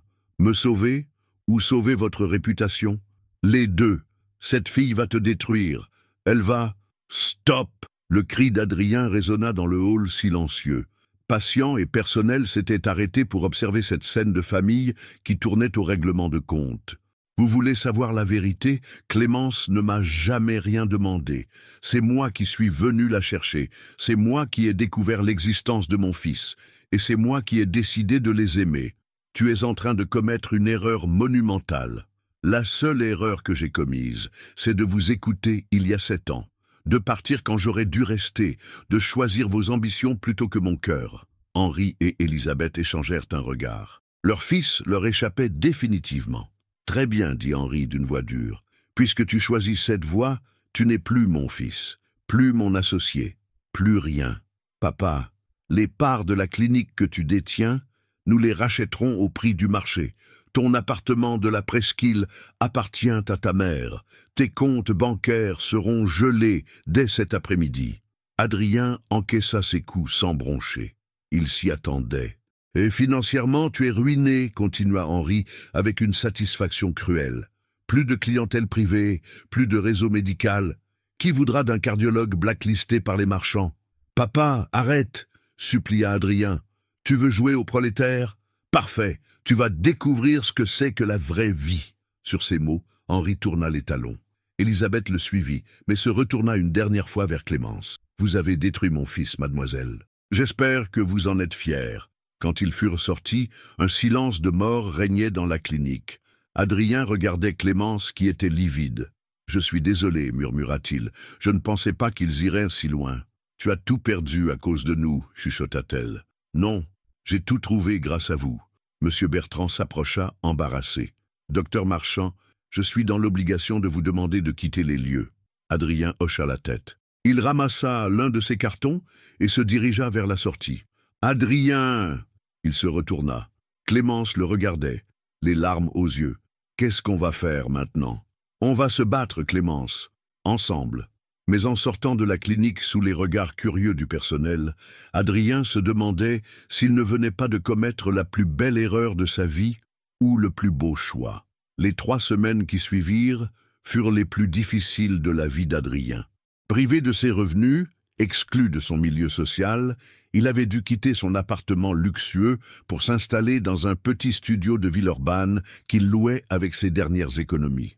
Le blacklistage de la famille Marchand était implacable. Aucune clinique privée de Lyon ne voulait l'embaucher, même temporairement. Les confrères qu'il considérait comme des amis se détournaient de lui, par peur ou par calcul. Clémence, de son côté, avait été licenciée le jour même de la confrontation. Officiellement pour faute grave, officieusement pour avoir perturbé l'ordre de l'établissement. Elle se retrouvait au chômage, avec des factures qui s'accumulaient et la menace constante d'expulsion. Mais quelque chose d'inattendu se produisit. Mathis, loin d'être traumatisé par cette période difficile, semblait au contraire épanoui. Avoir ses 2 parents ensemble, même dans la précarité, le rendait rayonnant de bonheur. « Papa, dit-il un matin en déjeunant dans la petite cuisine du studio, tu es plus rigolo qu'avant. »« Ah bon? Et pourquoi ?» Avant, à la clinique, tu parlais bizarrement, avec des mots compliqués. Maintenant, tu parles normalement. » Adrien réalisa que son fils avait raison. Débarrassé du carcan de son milieu social, il retrouvait une spontanéité qu'il avait perdue depuis des années. « Et puis, » ajouta Mathis, « maintenant tu sais faire les crêpes. Maman m'a dit que tu savais même pas avant. » Clémence sourit depuis l'évier où elle lavait la vaisselle. En effet, Adrien avait dû apprendre les gestes les plus simples de la vie quotidienne. Faire les courses en regardant les prix, cuisiner des repas équilibrés avec un budget serré, raccommoder les vêtements au lieu de les jeter. Ton papa apprend vite, mon cœur. Tu sais quoi, papa? Je préfère maintenant. Même si notre maison, elle est plus petite. Cette réflexion fit réfléchir Adrien. Il avait perdu sa fortune, sa position sociale, son confort, mais il avait gagné quelque chose d'inestimable. L'amour authentique d'une vraie famille. Un matin, alors qu'il épluchait vainement les offres d'emploi, Adrien reçut un appel inattendu. « Docteur Marchand, ici le docteur Sylvain Moreau, de l'hôpital Édouard Herriot. » Adrien connaissait de réputation ce cardiologue du service public, réputé pour son engagement social. « Docteur Moreau, que puis-je faire pour vous? J'aimerais vous rencontrer. J'ai entendu parler de votre situation et j'ai une proposition à vous faire. » Ils se retrouvèrent l'après-midi même dans un café près de l'hôpital. Le docteur Moreau était un homme de 50 ans, aux cheveux grisonnants et au regard bienveillant. « Docteur Marchand, j'irai droit au but. Votre réputation de chirurgien n'est plus à faire, et votre récent conflit familial ne me pose aucun problème. Au contraire, je ne suis pas sûr de comprendre. Nous cherchons depuis des mois un cardiologue expérimenté pour développer notre service de chirurgie pédiatrique. Quelqu'un qui ait une vraie motivation humanitaire, pas juste une ambition carriériste. » Adrien sentit son cœur s'accélérer. « Vous m'offrez un poste? Je vous offre une mission. Créer un service de cardiologie pédiatrique de pointe dans le service public. Opérer les enfants qui n'ont pas les moyens de se faire soigner dans le privé. Le salaire sera dérisoire comparé à ce que vous gagnez avant, mais le sens de votre travail sera incomparable. » Adrien réfléchit quelques secondes. Soigner les enfants, donner une chance à ceux qui n'en avaient pas, n'était-ce pas exactement ce dont il rêvait quand il était jeune médecin idéaliste? « J'accepte. » Le docteur Moreau sourit. « Parfait. Une dernière chose. Nous aurions également besoin d'une coordinatrice administrative pour ce nouveau service. Quelqu'un de compétent, motivé, qui comprenne les enjeux humains. Vous pensez à quelqu'un? J'ai cru comprendre que mademoiselle Dubois était disponible. » Adrien ne put retenir un sourire. Le monde médical était petit et les nouvelles allaient vite. « Je vais lui en parler. » Le soir même, dans leur petit studio, Adrien annonça la nouvelle à Clémence et Mathis. L'enfant sauta de joie. « Papa va soigner les petits-enfants comme moi !»« Exactement, bonhomme. Et maman va travailler avec papa. » Clémence avait les larmes aux yeux. « Tu es sûr, Adrien? Ce ne sera pas du tout la même vie qu'avant. »« Je sais. Ce sera mieux. » 3 mois plus tard, le service de cardiologie pédiatrique de l'hôpital Édouard Herriot ouvrait ses portes. Adrien avait retrouvé cette passion du métier qu'il avait perdue dans les consultations privées de routine. Chaque opération réussie, chaque enfant sauvé, lui donnait une satisfaction qu'aucun chèque de patient fortuné n'avait jamais procurée. Clémence, de son côté, s'épanouissait dans son rôle de coordinatrice. Elle avait repris ses études d'infirmière en cours du soir avec l'objectif de se spécialiser en pédiatrie. « Tu sais ce qui me plaît le plus dans notre nouvelle vie ?» dit-elle un soir, tandis qu'il regardait Mathis dormir dans son petit lit. « Dis-moi, nous sommes devenus les gens que nous rêvions d'être quand nous nous sommes rencontrés. » Adrien la prit dans ses bras. « Tu as raison, et je n'échangerai cette vie contre aucune autre, même pas contre ton ancienne fortune, surtout pas contre mon ancienne fortune. » Dans son lit, Mathis marmonnait dans son sommeil. « Papa, maman, ensemble. » Et c'était exactement cela. Ils étaient ensemble. Enfin, 6 mois après l'ouverture du service de cardiologie pédiatrique, Adrien avait trouvé son rythme.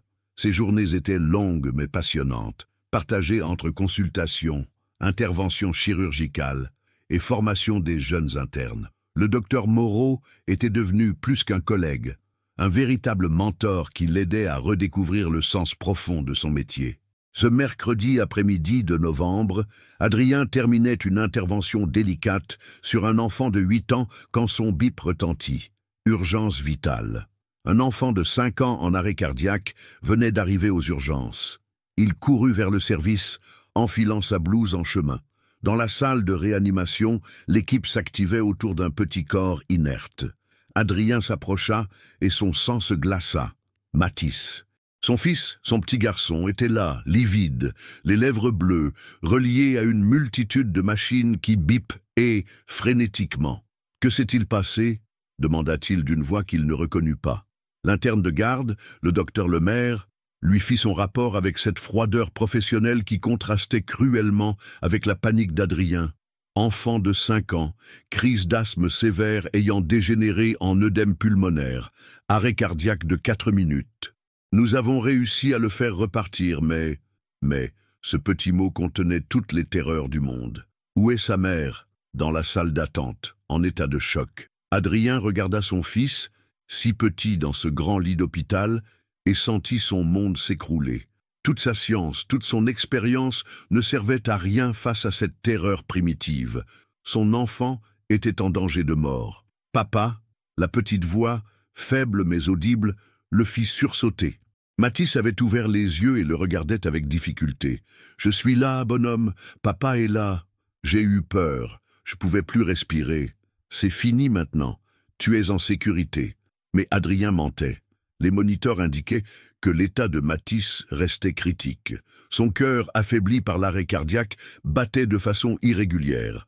Le docteur Moreau arriva en courant, alerté par l'équipe. « Adrien, écartez-vous, laissez-nous faire notre travail. » « Ah, non, c'est mon fils. Justement, vous n'êtes plus médecin, vous êtes père. Sortez de cette salle. » Adrien savait que son mentor avait raison. Mais comment abandonner Mathis? Comment faire confiance à d'autres quand la vie de son enfant était en jeu? « Papa, » murmura Mathis, « va voir maman. Elle pleure. » Ces mots lui donnèrent la force de sortir. Dans la salle d'attente, il trouva Clémence effondrée sur une chaise, le visage ravagé par les larmes et l'angoisse. Clémence. Elle leva vers lui des yeux rougis par les pleurs.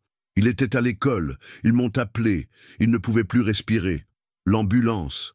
Elle s'effondra contre lui, et Adrien la serra dans ses bras, puisant dans ce contact la force qui lui manquait. « Comment va-t-il » ? « Il est réveillé, il nous a parlé. C'est bon signe. » Mais Clémence connaissait Adrien maintenant. Elle savait lire l'inquiétude derrière ses tentatives de réconfort. Son cœur est fragile. L'arrêt cardiaque l'a affaibli. Qu'est-ce que ça veut dire? Ça veut dire qu'il va falloir surveiller, faire des examens, peut-être opérer. Le mot « opérer » résonna entre eux comme une sentence. Opérer Mathis, son petit garçon de 5 ans? Tu peux le faire? L'opération? Adrien hésita. Pouvait-il opérer son propre fils? Avait-il le droit de prendre ce risque? Et s'il échouait? Je ne sais pas. Éthiquement, ce n'est pas recommandé d'opérer sa propre famille. Mais tu es le meilleur. Il y a d'autres chirurgiens excellents. Non! Clémence s'était redressée, le regardant avec une détermination farouche. Si quelqu'un doit sauver mon fils, c'est son père. C'est toi. Avant qu'Adrien puisse répondre, le docteur Moreau apparut dans la salle d'attente. Son expression était grave. « Comment va-t-il » demandèrent-ils d'une seule voix. « Stabilisé pour le moment. Mais nous devons faire des examens approfondis. Échocardiographie, scanner. Il est possible qu'il y ait eu des lésions. Quel type de lésions? Nous le saurons après les examens. » Adrien connaissait cette prudence médicale, cette façon de ne jamais s'avancer avant d'être sûr. Mais cette fois, c'était de son fils qu'il s'agissait. Les heures qui suivirent furent un calvaire. Examens, analyses, consultations. Mathis subissait tout avec un courage qui bouleversait les soignants.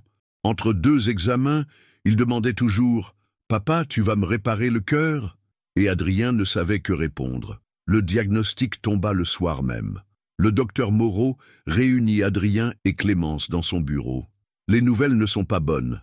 L'arrêt cardiaque a endommagé une valve. Il va falloir opérer rapidement. Dans combien de temps? Demain matin. Plus nous attendons, plus les risques augmentent. » Clémence pâlit. « Qui va l'opérer ?» Le docteur Moreau regarda Adrien. « Nous avons le choix. Le père Dubois de la Pitié-Salpêtrière peut venir, ou Adrien peut le faire. C'est le meilleur chirurgien pédiatrique que je connaisse, même si c'est son fils. Le silence s'installa. Adrien sentait le poids de cette décision sur ses épaules. Opérer Mathis, prendre le risque de perdre son enfant sous ses propres mains, j'ai besoin de réfléchir. Vous avez jusqu'à ce soir pour décider. En sortant du bureau, Clémence prit la main d'Adrien. Qu'est-ce que dit ton cœur? Mon cœur me dit de tout faire pour le sauver, mais ma raison me dit que c'est trop risqué. Et qu'est-ce que dit le père? Adrien la regarda, puis sourit faiblement. Le père dit qu'il ferait n'importe quoi pour son fils, même l'impossible. Alors, tu as ta réponse? Cette nuit-là, Adrien ne dormit pas. Il resta auprès de Mathis, qui s'était endormi paisiblement après qu'on lui eut expliqué qu'il allait être réparé le lendemain. « Papa, » murmura l'enfant dans son demi-sommeil, « tu me répareras bien le cœur. » « Oui, bonhomme, papa va te réparer le cœur. » Et pour la première fois depuis des heures, Adrien sut qu'il avait pris la bonne décision. Le lendemain matin, à 6 heures, l'hôpital Édouard Herriot était encore plongé dans la pénombre. Adrien se préparait dans le vestiaire des chirurgiens, enfilant sa tenue opératoire avec des gestes mécaniques qu'il répétait depuis 15 ans. Mais cette fois, ses mains tremblaient légèrement. Il n'avait jamais eu peur avant une opération. Jamais. Même les cas les plus complexes, les situations les plus désespérées, ne l'avaient jamais fait douter. Aujourd'hui, c'était différent. Aujourd'hui, il s'apprêtait à ouvrir le cœur de son fils. Le docteur Moreau entra dans le vestiaire, déjà prêt. « Comment vous sentez-vous »« Terrifié », répondit Adrien avec une honnêteté qui le surprit lui-même. « C'est normal, c'est même rassurant. Un chirurgien qui n'a pas peur quand il opère son propre enfant n'est pas humain.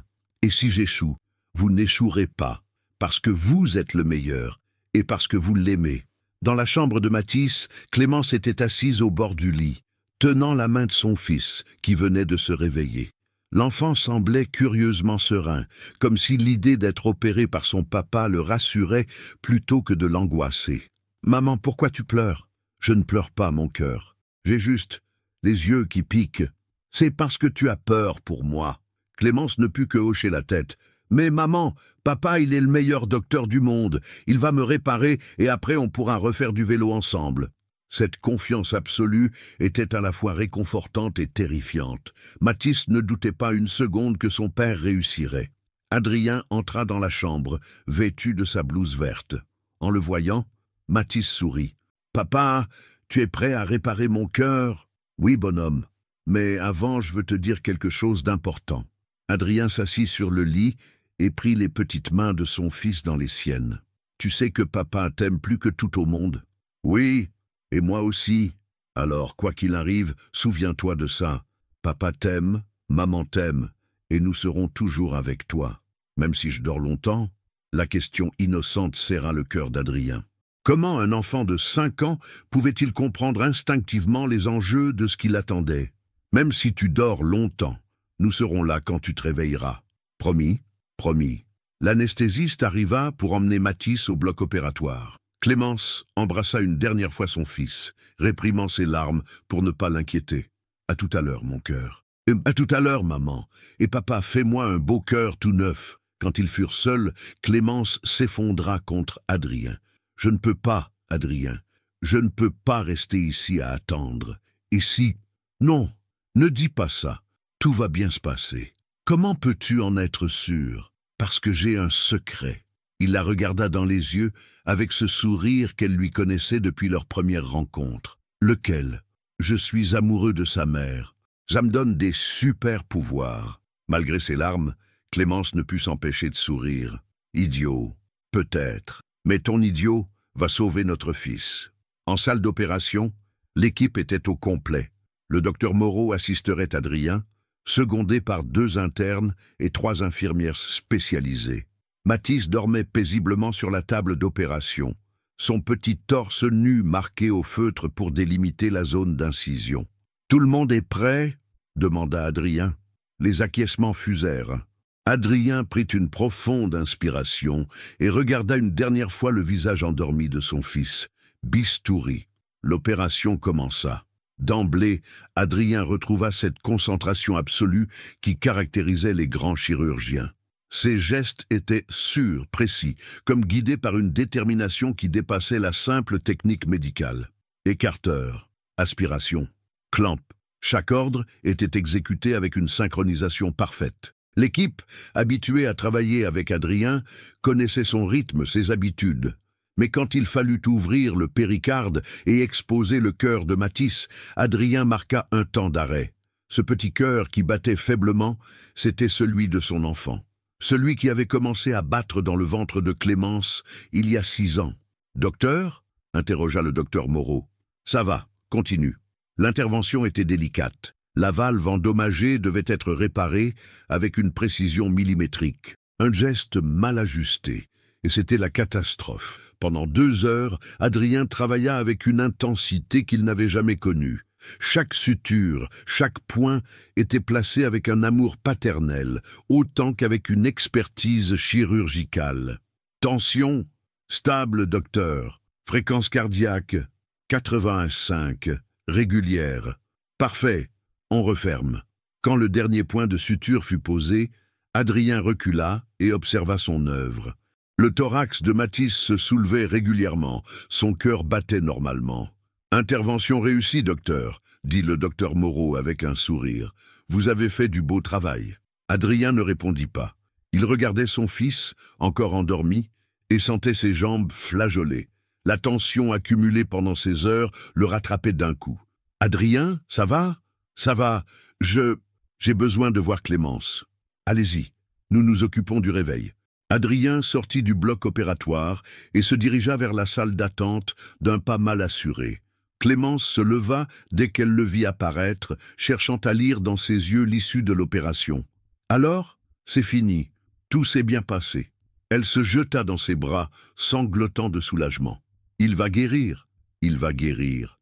Il aura une petite cicatrice, mais son cœur sera comme neuf. Je peux le voir dans 1 heure, quand il sera réveillé. » Ils restèrent ainsi enlacés dans ce couloir d'hôpital, épuisés mais soulagés, conscients qu'ils venaient de traverser l'épreuve la plus difficile de leur vie commune. « Adrien ? Oui, merci. Merci d'avoir sauvé notre fils. Merci d'avoir cru en moi. » 1 heure plus tard, Mathis ouvrait les yeux en salle de réveil. La première chose qu'il vit, ce furent les visages de ses parents penchés sur lui. « Papa ? Maman ? Nous sommes là, mon cœur, » murmura Clémence. « Mon cœur, il est réparé ? Tout neuf, bonhomme, comme tu l'avais demandé. » Mathis sourit faiblement. « Maintenant, on est vraiment une famille pour toujours ?» Adrien et Clémence échangèrent un regard et répondirent d'une seule voix. « Pour toujours. » 1 an plus tard, le parc de Gerland baignait dans cette lumière dorée de fin d'après-midi qui rend Lyon si belle au printemps. Adrien poussait doucement la bicyclette de Mathis. Une main posée sur la selle, l'autre sur le guidon, tandis que son fils pédalait avec une concentration intense. « Papa, tu peux lâcher maintenant. Tu es sûr ? » « Oui, je suis grand maintenant. J'ai 6 ans. » Adrien regarda ce petit garçon déterminé, si différent de l'enfant fragile qu'il avait opéré 1 an plus tôt. La cicatrice sur son torse avait presque disparu, et son cœur battait désormais avec la régularité parfaite d'un métronome. « D'accord, bonhomme, je lâche. » Il retira ses mains et regarda Mathis pédaler tout seul pour la première fois, vacillant légèrement mais gardant son équilibre avec une détermination farouche. « Maman, papa, regardez, je fais du vélo tout seul !» Depuis son banc, Clémence applaudit en souriant. Elle portait une robe blanche simple qui la rendait radieuse, et ses cheveux flottaient librement dans la brise printanière. À ses pieds, un petit panier contenait les sandwichs qu'elle avait préparés pour leur pique-nique dominical. Mathis pédala encore quelques mètres avant de s'arrêter triomphalement devant sa mère. « Tu as vu, maman ? J'ai fait du vélo comme un grand. J'ai vu, mon cœur. Tu es formidable. » Adrien les rejoignit, essoufflé mais heureux. Cette scène simple, un père qui apprend à son fils à faire du vélo, lui procurait une joie qu'aucun succès professionnel n'avait jamais égalée. « Papa, maintenant qu'on sait faire du vélo, on peut aller voir ton hôpital ? » « Mon hôpital ? Oui, celui où tu répares les cœurs des enfants. Jules, il dit que son papa, il l'emmène voir son bureau. Moi aussi, je veux voir où tu travailles. » Adrien et Clémence échangèrent un sourire. Mathis était fier de son père, de ce père qui sauvait des vies au lieu de s'enrichir. « Bien sûr, bonhomme, la semaine prochaine, si tu veux. »« Et maman aussi ?»« Maman aussi. » Clémence s'était levée et arrangeait les affaires du pique-nique. En un an, leur vie avait trouvé un équilibre qu'aucun d'eux n'aurait imaginé possible. Adrien dirigeait maintenant le service de cardiologie pédiatrique le plus réputé de la région. Clémence avait terminé ses études d'infirmière et travaillait dans le même service, formant avec Adrien une équipe professionnelle et personnelle parfaitement complémentaire. Leur petit appartement de Villeurbanne était modeste, mais il débordait de cette chaleur que seul l'amour authentique peut créer. « Papa, » dit soudain Mathis en s'asseyant dans l'herbe, « tu te souviens du premier jour quand je t'ai dit bonjour? Comment pourrais-je l'oublier? Tu m'as appelé papa et mon monde a basculé. Moi, j'étais sûr que c'était toi. Dans mon cœur, je le savais. Et comment tu le savais? Parce que quand tu me regardais, j'avais chaud partout, comme quand maman me fait des câlins. » Clémence s'assit à côté d'eux, posant sa tête sur l'épaule d'Adrien. « No, et maintenant, tu as toujours chaud quand papa te regarde? » Encore plus, parce que maintenant, papa il habite avec nous, il fait des crêpes le dimanche, et il raconte des histoires avant de dormir. Adrien ébouriffa les cheveux de son fils. « Oh, et toi, tu aimes toujours autant tes parents? »« Oh oui, vous êtes les meilleurs parents du monde. Et vous savez quoi? »« Quoi? L'année prochaine, quand j'aurai 7 ans, je veux être docteur comme papa, pour réparer les cœurs des enfants. Et moi, dit Clémence en riant, je veux que tu sois ce que tu voudras, mon cœur, du moment que tu es heureux. » Le soleil commençait à décliner, peignant le ciel de nuances orangées. D'autres familles pliaient leurs affaires et quittaient le parc. Bientôt, il serait l'heure de rentrer. « On fait une photo ?» proposa Clémence, en sortant son téléphone. « Oui, une photo de famille. » Ils se serrèrent tous les trois, Mathis au centre, Adrien et Clémence l'encadrant de leurs bras. Le sourire de l'enfant était radieux, celui de ses parents empreint d'une sérénité qu'ils avaient mis du temps à conquérir. « Dites cheese, cheese !» Le déclic immortalisa ce moment de bonheur simple et parfait. En rentrant chez eux, ils croisèrent Monsieur Dubois, leur voisin du 4e, qui promenait son chien. « Bonsoir, docteur Marchand. »« Bonsoir, madame. Comment allez-vous ?»« Très bien, merci. Et vous ?»« Oh, moi, ça va. D'ailleurs, ma petite fille doit se faire opérer du cœur le mois prochain, à Édouard Herriot. Vous la connaissez peut-être? Émilie Dubois? Bien sûr, c'est moi qui vais l'opérer. Ne vous inquiétez pas, monsieur Dubois. Émilie est entre de bonnes mains. Ah, je suis rassuré. Avec vous. Vous savez, tout le quartier est fier d'avoir un chirurgien comme vous, un vrai héros. » Mathis bombait le torse, visiblement fier que son père soit considéré comme un héros par les voisins. Une fois chez eux, tandis que Clémence préparait le dîner, Adrien aidait Mathis à faire ses devoirs sur la petite table du salon. « Papa » dit l'enfant en léchant son crayon, « tu regrettes jamais ta vie d'avant ?» La question était posée avec cette innocence enfantine qui va droit au but. « Qu'est-ce qui te fait dire ça, bonhomme ?»« Ben, Madame Girard, elle est venue à l'école pour une vaccination. Elle m'a dit qu'avant, tu étais très riche et que maintenant, tu es pauvre à cause de nous. » Adrien sentit la colère monter. Cette femme n'avait pas changé. « Écoute-moi bien, Mathis. Madame Girard raconte n'importe quoi. Je ne suis pas pauvre, je suis riche. Mais on n'a pas de grande maison. J'ai une famille qui m'aime. J'ai un fils merveilleux et une femme exceptionnelle. J'ai un travail qui me passionne. J'ai des amis sincères. Ça, mon cœur, c'est la vraie richesse. Alors on est riche? Nous sommes les gens les plus riches du monde. » Mathis sourit et retourna à ses devoirs, satisfait de cette explication. Ce soir-là, après avoir couché Mathis, Adrien et Clémence s'installèrent sur leur petit balcon pour boire une tisane en regardant les lumières de Lyon scintiller dans la nuit. « Tu sais ce que m'a dit Mathis aujourd'hui ?» raconta Adrien. « Dis-moi. Il voudrait être médecin plus tard, comme papa. Il a le temps de changer d'avis. Peut-être. Mais s'il choisit cette voie, j'espère qu'il se souviendra de l'essentiel. C'est-à-dire que la médecine, ce n'est pas guérir des maladies, c'est guérir des gens, avec leurs peurs, leurs espoirs, leurs familles qui les aiment. » Clémence posa sa tête sur l'épaule d'Adrien.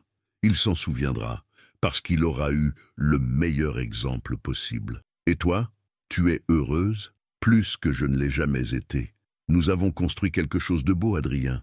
Quelque chose de vrai, même si ce n'était pas prévu.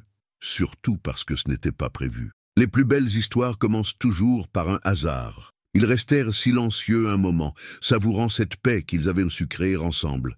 De sa chambre leur parvenait la voix endormie de Mathis qui marmonnait dans ses rêves. « Papa, maman, toujours ensemble. » Et c'était exactement cela. Ils étaient ensemble.